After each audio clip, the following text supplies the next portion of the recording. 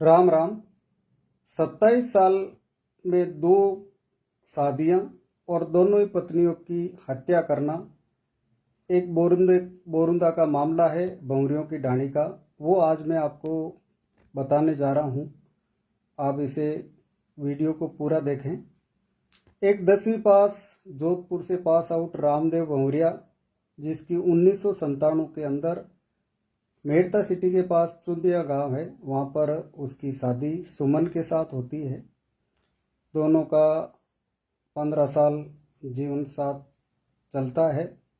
2013 के अंदर सुमन को पता चलता है कि रामदेव का किसी लड़की के साथ में अफेयर है और दोनों में झगड़ा शुरू हो जाता है और झगड़ा बढ़ता है, रोज़ मारपीट होती है। सुमन के पिता है वो एक बार अपने भाई को वहाँ भेजते हैं कि जाके मिल के आ बेटी से, भतीजी से, और हालचाल पूछ के आ, क्योंकि समाचार मिल रहे हैं कि मारपीट की जा रही है। वो जाता है, लेकिन रामदेव के डर से ज़्यादा बात नहीं होती और वो वापस आ जाता है। कुछ दिन बाद में आस पड़ोस के लोग हैं वो चुंदिया गांव फ़ोन करते हैं सुमन के पिता को और बताते हैं कि आपकी बेटी है वो कुछ दिन से हमें दिखाई नहीं दे रही हैं। तो यहाँ से उसके चाचा हैं वो जाते हैं, उसके पिता है चुंदिया गांव से भौंरियों की ढाणी बोरुंदा जाते हैं। वहाँ पर अपनी बेटी वहाँ पर नहीं मिलती है तो वो बोरुंदा थाने जाते हैं। वहाँ जाकर पता चलता है कि रामदेव ने पहले ही एफआईआर लॉन्च करा दी है कि मेरी पत्नी है वो 7-8 दिन पहले अचानक घर से गायब हो गई और सारे जेवरात है वो लेके घर से निकल चुकी है। पुलिस वालों को सुमन के माता पिता बोलते हैं कि हमें शक है कि रामदेव ने कुछ न कुछ गड़बड़ की है, हमारी बेटी के साथ में कोई न कोई अनहोनी हुई है। लेकिन पुलिस है वो हाथ पे हाथ धरे बैठे रहती है। चुंदिया वाले जो सुमन के माता पिता है, चाचा है, वो ऊपर अधिकारियों तक जाते हैं। मामला सीबीआई सीआईडी में चला जाता है, जांच होती है, 5 साल जांच चलती है, जिसमें रामदेव का लाइव डिटेक्टिव होता है और नार्को टेस्ट भी होता है, लेकिन वो बच जाता है, धोखा दे देता है मशीनरी को भी। मामला आगे चलता है। गढ़सूरिया की एक इंदिरा नाम की नाबालिग लड़की से उसके मुलाकात होती है और उसको वो अपने जाल में फंसा लेता है।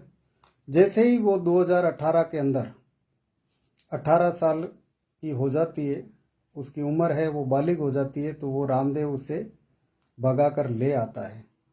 ऐसे में गढ़सूरिया वाले जो इंदिरा के माता पिता है वो भी शांति धारण कर लेते हैं कि बेटी किसी जाट के पीछे गई है, और ऐसे में वो ज़्यादा कोई कदम उठाते नहीं हैं। राजी खुशी अपनी बेटी के घर आना जाना शुरू कर देते हैं। इससे पूर्व सुमन के 2 लड़के भी हैं। एक 20 साल का है, आज की उम्र बता रहा हूँ मैं आपको, और एक 16 साल का। इंदिरा का भी जीवन काल है वो चलता है 2023 तक। 2023 में इंदिरा को पता चलता है कि रामदेव ने नसबंदी करा रखी है। ऐसे में घर में रामदेव से वो झगड़ने लगती है कि भाई नसबंदी क्यों करवाई तूने। तो आरोप प्रत्यारोप लगते रहते हैं और रामदेव है वो इंदिरा के साथ में मारपीट कर देता है। मारपीट करने के बाद में वो अपने माता पिता को फ़ोन करती है, उन्हें बुलाती है, आके वो मिलते हैं, लेकिन वो ज़्यादा कुछ बातचीत होती नहीं है। रामदेव है वो डरा धमका कर उनको भगा देता है। 2-3 दिन बाद में पुलिस का फ़ोन जाता है गढ़सूरिया, और पुलिस वाले बताते हैं कि आपकी बेटी है वो जोधपुर अस्पताल में भर्ती है, आप तुरंत आ जाइए। गढ़सूरिया वाले जो इंदिरा के माता पिता है वो वहाँ पे जाते हैं और देखते हैं कि उनकी बेटी है उसकी मौत हो जाती है। पुलिस के सामने ये भी आता है कि लड़की को रस्सियों से बांधा गया है, उसे जहर दिया गया है, उसके साथ मारपीट की गई है। यानी कि कंप्लीटली देखने से ही पता चलता है कि इसने मर्डर किया है। पुलिस रामदेव को गिरफ्तार कर लेती है। अभी हाल ही में चुंदिया वाले और जो गढ़सूरिया वाले दोनों जो रामदेव की पत्नियां थी, उनकी के माँ बाप है, वो पुलिस थाने में ज्ञापन देते हैं कि ये रामदेव अकेला नहीं कर सकता, इसके साथ में इसके परिवार वाले भी हैं। रामदेव इतना चालाक और चतुर आदमी था कि उसने अपनी पत्नी का, जो पहली पत्नी थी सुमन, उसकी गुमशुदा रिपोर्ट तो दर्ज कराई थी। जब चुंदिया वाले बार बार जाके वहाँ पे पूछने लगे कि कहाँ गई हमारी बेटी सुमन, तो रामदेव ने एक 3-4 महीने बाद बोरुंदा पुलिस थाने में रिपोर्ट दर्ज करवाई, जिसमें अपने ससुर जो चुंदिया वाले थे उनके ऊपर आरोप लगाए कि वो अपनी बेटी से देह व्यापार करवाते हैं। इसके साथ जो उनका भाई था, काकी ससुर था, जो सुमन का काका था, उसके साथ में सुमन के अवैध संबंध भी बता देता है। लेकिन ये मामला पुलिस जांच में पूरा का पूरा झूठा निकलता है और एफआईआर लग जाती है। एक जो सुमन के और रामदेव, जो पहली पत्नी थी सुमन, उनके जो बेटे थे वो नागौर में किसी कोचिंग संस्थान में पढ़ते थे। तो एक मामला ये भी सामने आया कि कोचिंग संस्थान वाले पर भी रामदेव ने केस किया था, क्योंकि कोचिंग संस्थान वाले 1 लाख रुपए उसकी फीस बकाया मांग रहे थे।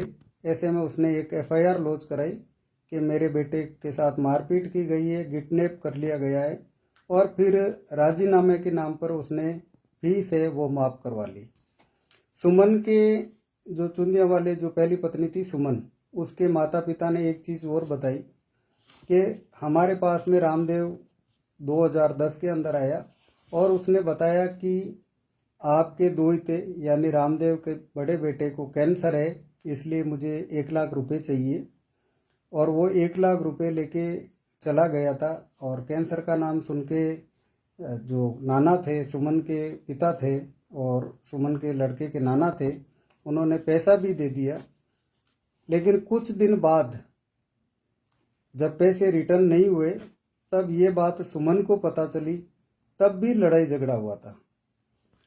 सुमन का देह व्यापार का आरोप सुमन के ऊपर लगा, सुमन के ऊपर अपने ही चाचा के साथ अवैध संबंध का आरोप लगा, लेकिन पुलिस जांच में सब के सब झूठे पाए गए।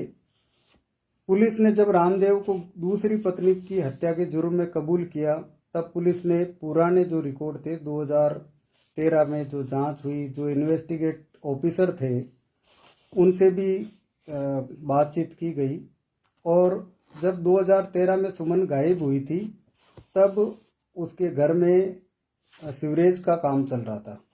तो पुलिस को ऐसा लगा कि हो सकता है कि उस समय सीवरेज का काम चल रहा था और सुमन को कहीं मार कर और सीवरेज में दफन तो नहीं कर दिया है। तो ऐसे में 15-16 घंटे जेसीबी चलाई और पूरा सीवरेज खुदाया गया, लेकिन सुमन की बॉडी है वो आज तक नहीं मिली। ये थी क्राइम रिपोर्ट बोरुंदा गांव के पास में बोंगरियों की ढाणी है वहाँ की। मामला पुराना ज़रूर है, लेकिन एक बहुत बड़ा अपराध है और एक सनकी माइंड 10वीं पास जिसने पुलिस को भी चकमा दिया और दो हत्याएं हैं वो भी कर दी। धन्यवाद। वीडियो शेयर ज़रूर करें। राम राम।